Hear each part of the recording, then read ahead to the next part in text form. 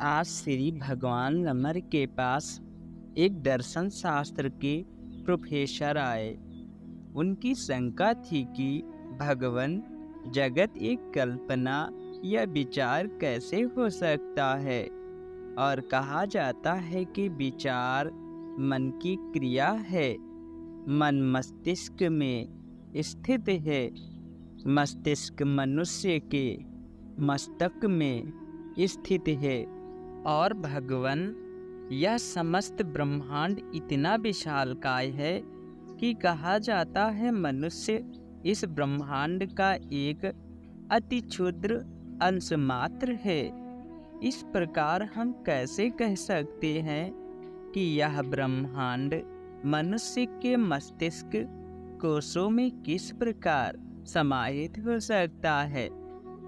श्री भगवान ने इसका समाधान करते हुए कहा, जब तक तुम मन को इस श्रेणी का मानोगे तो शंका बनी रहेगी।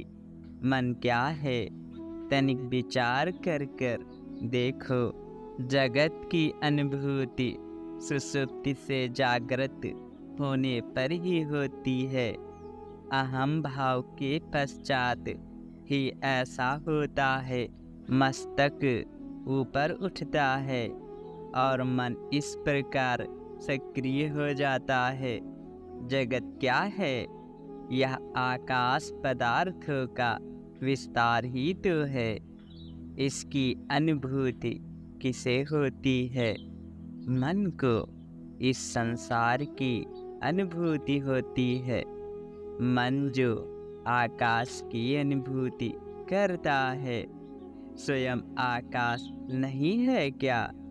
बाह्याकाश भूताकाश है और मन मनाकाश है जो चिदाकाश में स्थित है। इस प्रकार मन आकाश तत्व ही है। ज्ञान तत्व होने से इसे तत्वज्ञ लोग आकाश रूप स्वीकार करते हैं।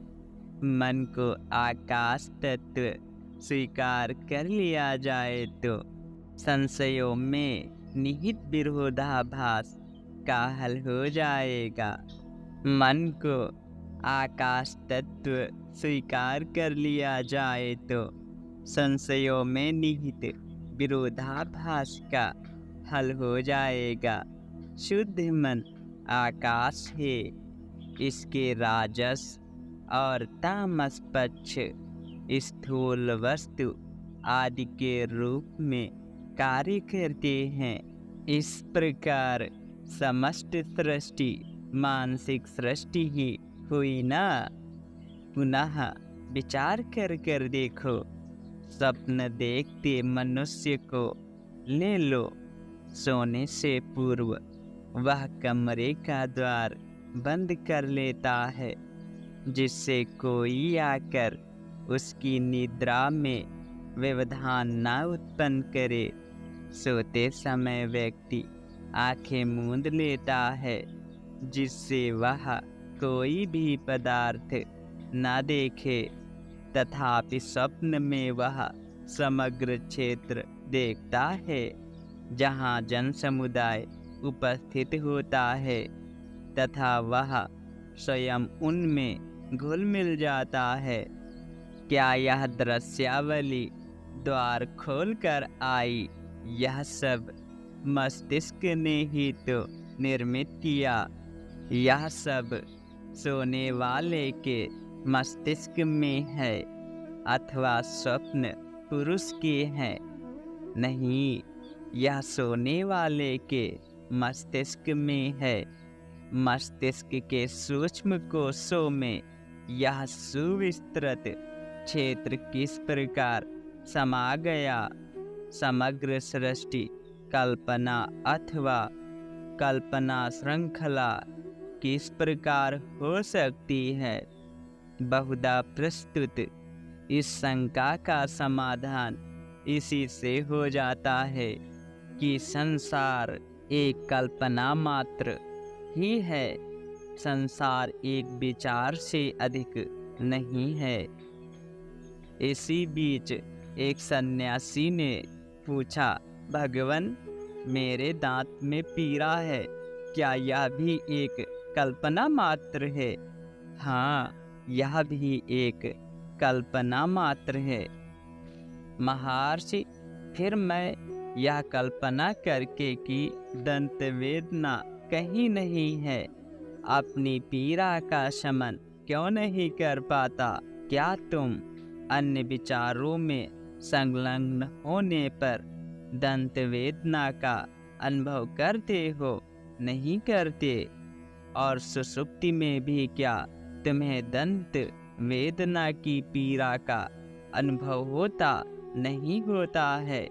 कारण अन्य विचारों में संलग्न होने पर दंत वेदना का विचार प्रभावी नहीं होता और सुषुप्ति में मन ही नहीं होता, तो यह कल्पना रूपी विचार पैदा ही नहीं होता कि दंत वेदना है। इस प्रकार प्रत्येक दंत वेदना यह संसार में उपस्थित वस्तु हो, सब कुछ एक कल्पना मात्र है, एक विचार मात्र है। तथापि महर्षि, सुषुप्ति में दंत वेदना तो बनी ही रहती है। तुम जगत की सत्यता का इतना दृढ़तापूर्वक विश्वास को क्यों पकड़े हुए हो? इसे डिगा पाना वास्तव में बहुत दुष्कर है। तथापि जगत जीव की अपेक्षा किसी प्रकार भी अधिक सत्य नहीं है। जीव ही एकमात्र सत्य है, चैतन्य ही एकमात्र सत्य है। चैतन्य से पृथक कुछ अन्य सत्य नहीं, चैतन्य जो नित्य निरंतर है। हरिओम तत्सत।